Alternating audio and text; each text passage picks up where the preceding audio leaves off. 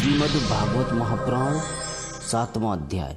अश्वत्थामा द्वारा द्रौपदी के पुत्रों का मारा जाना और अर्जुन के द्वारा अश्वत्थामा का मान मर्दन। श्री शौनक जी ने पूछा, सूत जी, सर्वज्ञ एवं सर्वशक्तिमान व्यास भगवान ने नारद जी का अभिप्राय सुन लिया, फिर उनके चले जाने पर उन्होंने क्या किया? श्री सूत जी ने कहा, ब्रह्म नदी सरस्वती के पश्चिम तट पर सम्याप्रास नाम का एक आश्रम है। वहाँ ऋषियों के यज्ञ चलते ही रहते हैं। वहीं व्यास जी का अपना आश्रम है। उसके चारों ओर वीर का सुंदर वन है। उस आश्रम में बैठकर उन्होंने आचमन किया और स्वयं अपने मन को समाहित किया। उन्होंने भक्ति योग के द्वारा अपने मन को पूर्णतया एकाग्र और निर्मल करके आदि पुरुष परमात्मा और उनके आश्रय से रहने वाली माया को देखा। इसी माया से मोहित होकर यह जीव तीनों गुणों से अतीत होने पर भी अपने को त्रिगुणात्मक मान लेता है और इस मान्यता के कारण होने वाले अनर्थों को भोगता है। इन अनर्थों की शांति का साक्षात साधन है केवल भगवान का भक्ति योग, परंतु संसार के लोग इस बात को नहीं जानते। यही समझकर उन्होंने इस परमहंसों की संहिता श्रीमद् भागवत की रचना की। इसके श्रवण मात्र से पुरुषोत्तम भगवान श्री कृष्ण के प्रति परम प्रेममयी भक्ति हो जाती है, जिससे जीव के शोक मोह और भय नष्ट हो जाते हैं। उन्होंने इस भागवत संहिता का निर्माण और पुनरावृत्ति करके इसे अपने निवृत्ति परायण पुत्र श्री सुखदेव जी को पढ़ाया। श्री शौनक जी ने पूछा, श्री सुखदेव जी तो अत्यंत निवृत्ति परायण हैं। उन्हें किसी भी वस्तु की उपेक्षा नहीं है। वे सदा आत्मा में ही रमण करते हैं। फिर उन्होंने किस लिए इस विशाल ग्रंथ का अध्ययन किया? श्री सूत जी ने कहा, जो लोग ज्ञानी हैं, जिनकी अविद्या की गांठ खुल गई है और जो सदा आत्मा में ही रमण करने वाले हैं, वे भी भगवान की हेतु रहित भक्ति किया करते हैं, क्योंकि भगवान के गुण हैं ही ऐसे सुंदर जो सबको अपनी ओर खींच लेते हैं। फिर श्री सुखदेव जी तो भगवान के भक्तों के अत्यंत प्रिय और स्वयं भगवान वेद व्यास के पुत्र हैं। भगवान के गुणों ने उनके हृदय को अपनी ओर खींच लिया और उन्होंने इससे विवश होकर इस विशाल ग्रंथ का अध्ययन किया। शौनक जी, अब मैं राजऋषि परीक्षित के जन्म, कर्म और मोक्ष की तथा पांडवों के स्वर्गरोहण की कथा कहता हूँ, क्योंकि इन्हीं से भगवान श्री कृष्ण की अनेकों कथाओं का उदय होता है। जिस समय महाभारत युद्ध में कौरव और पांडव दोनों पक्षों के बहुत से वीर गति को प्राप्त हो चुके थे और भीमसेन ने गदा के प्रहार से दुर्योधन की जांग तोड़ दी थी, तब अश्वत्थामा ने अपने स्वामी दुर्योधन का प्रिय कार्य समझकर द्रौपदी के सोते हुए पुत्रों के सिर काटकर उसे भेंट किया। यह घटना दुर्योधन को भी अप्रिय ही लगी, क्योंकि ऐसे नीच कर्म की सभी निंदा करते हैं। उन बालकों की माता द्रौपदी अपने पुत्रों का निधन सुनकर अत्यंत दुखी हो गई। उसकी आंखों में आंसू छलछला आए, वह रोने लगी। अर्जुन ने उसे सांत्वना देते हुए कहा, कल्याणी, मैं तुम्हारे आंसू तब पोंछूंगा जब उस आतताई ब्राह्मण अधम का सिर गांडीव धनुष के बाणों से काटकर तुम्हें भेंट करूंगा और पुत्रों की अंत्येष्टि क्रिया के बाद तुम उस पर पैर रखकर स्नान करोगी। अर्जुन ने इन मीठी और विचित्र बातों से द्रौपदी को सांत्वना दी और अपने मित्र भगवान श्री कृष्ण की सलाह से उन्हें सारथी बनाकर कवच धारण कर और अपने भयानक गांडीव धनुष को लेकर वे रथ पर सवार हुए तथा गुरुपुत्र अश्वत्थामा के पीछे दौड़ पड़े। बच्चों की हत्या से अश्वत्थामा का भी मन उद्विग्न हो गया था। जब उसने दूर से ही देखा कि अर्जुन मेरी ओर झपटे हुए आ रहे हैं, तब वह अपने प्राणों की रक्षा के लिए पृथ्वी पर जहां तहां भाग सकता था, रुद्र से भयभीत सूर्य की भांति भागता रहा। जब उसने देखा कि मेरे रथ के घोड़े थक रहे हैं और मैं बिल्कुल अकेला हूं, तब उसने अपने को बचाने का एकमात्र साधन ब्रह्मास्त्र ही समझा। यद्यपि उसे ब्रह्मास्त्र को लौटाने की विद्या मालूम न थी, फिर भी प्राण संकट में देखकर उसने आचमन किया और ध्यानस्थ होकर ब्रह्मास्त्र का संधान किया। उस अस्त्र से सब दिशाओं में एक बड़ा प्रचंड तेज फैल गया। अर्जुन ने देखा कि अब तो मेरे प्राणों पर ही बनी आई है। तब उन्होंने श्री कृष्ण से प्रार्थना की। अर्जुन ने कहा, श्री कृष्ण, तुम सच्चिदानंद स्वरूप परमात्मा हो, तुम्हारी शक्ति अनंत है, तुम ही भक्तों को अभय देने वाले हो। जो संसार की धधकती हुई आग में जल रहे हैं, उन जीवों को उससे उबारने वाले एकमात्र तुम ही हो। तुम प्रकृति से परे रहने वाले आदि पुरुष साक्षात परमेश्वर हो। अपनी चित्त शक्ति अर्थात स्वरूप शक्ति से बहिरंग एवं त्रिगुणमयी माया को दूर भगाकर अपने अद्वितीय स्वरूप में स्थित हो। वही तुम अपने प्रभाव से माया मोहित जीवों के लिए धर्मादि रूप कल्याण का विधान करते हो। तुम्हारा यह अवतार पृथ्वी का भार हरण करने के लिए और तुम्हारे अनन्य प्रेमी भक्तों के निरंतर स्मरण ध्यान करने के लिए है। स्वयं में प्रकाश स्वरूप श्री कृष्ण, यह भयंकर तेज सब ओर से मेरी ओर आ रहा है।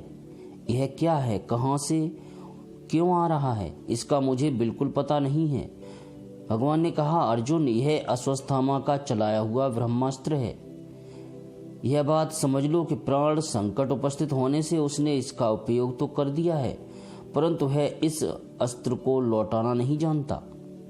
किसी भी दूसरे अस्त्र में इसको दबा देने की भी शक्ति नहीं है। तुम शास्त्रज्ञ हो, विद्या को भलीभांत जानते हो। ब्रह्मास्त्र के तेज से ही इस ब्रह्मास्त्र की प्रचंड आग को बुझा दो। सूत जी कहते हैं, अर्जुन विपक्षी वीरों को मारने में बड़े प्रवीण थे।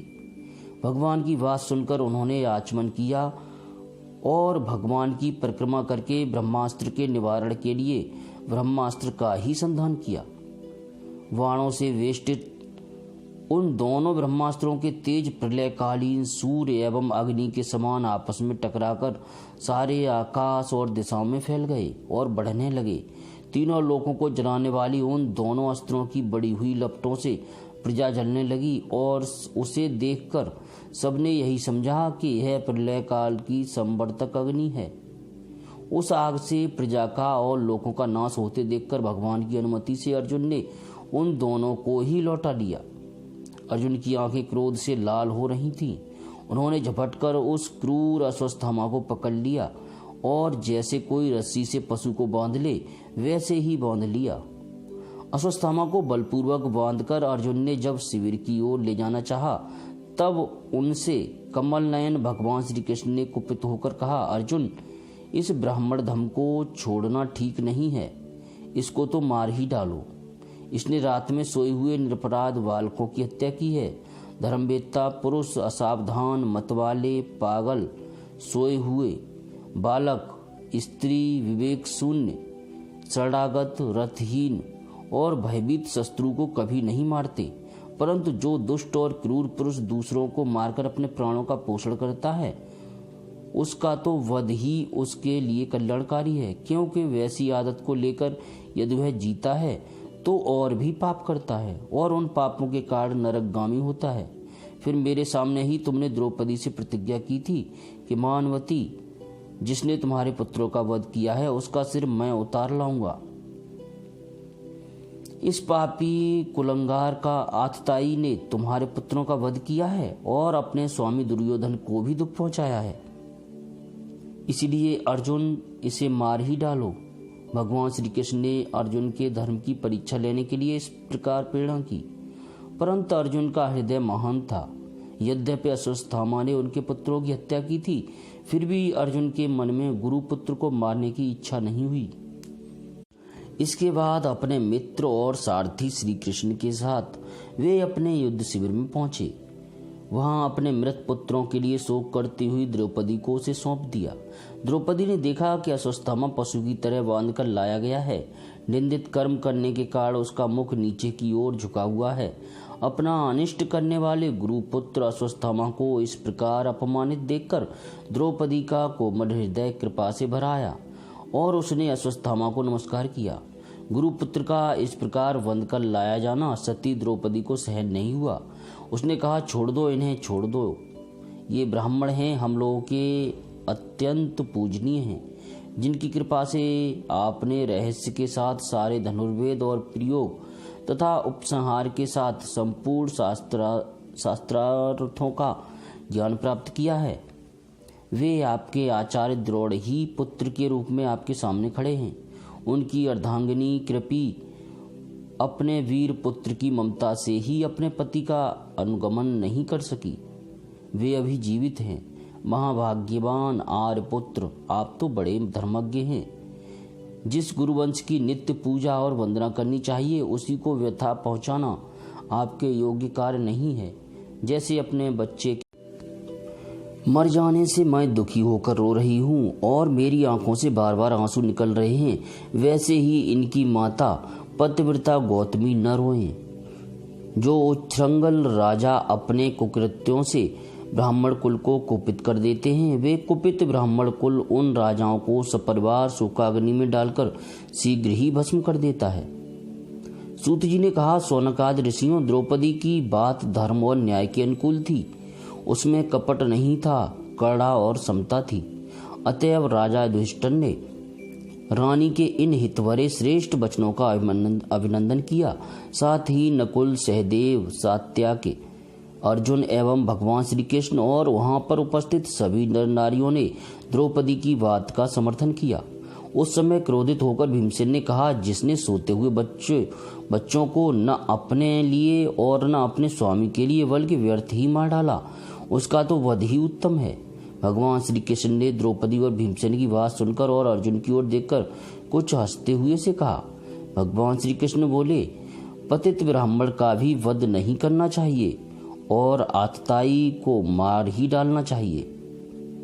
शास्त्रों में मैंने ही ये दोनों बातें कही हैं, इसलिए मेरी दोनों आज्ञाओं का पालन करो। तुमने द्रौपदी को सांत्वना देते समय जो प्रतिज्ञा की थी उसे भी सत्य करो। साथ ही भीमसेन, द्रौपदी और मुझे जो प्रिय हो वह भी करो। सूत जी कहते हैं, अर्जुन भगवान के हृदय की बात तुरंत ताड़ गए और उन्होंने अपनी तलवार से अश्वत्थामा के सिर की मणि उसके बालों के साथ उतार दी। बालकों की हत्या करने से वह श्रीहीन तो पहले ही हो गया था, अब मणि और ब्रह्म तेज से भी रहित हो गया। इसके बाद उन्होंने रस्सी का बंधन खोलकर उसे शिविर से निकाल दिया। मूड़ देना, धन छीन लेना और स्थान से बाहर निकाल देना, यही ब्राह्मण धर्मों का वध है। उनके लिए इससे भिन्न शारीरिक वध का विधान नहीं है। पुत्रों की मृत्यु से द्रौपदी और पांडव सभी शोकातुर हो रहे थे। अब उन्होंने अपने मरे हुए भाई बांधवों की दहादी अंत्येष्टि क्रिया की। 7वां अध्याय समाप्त। जय श्री कृष्ण।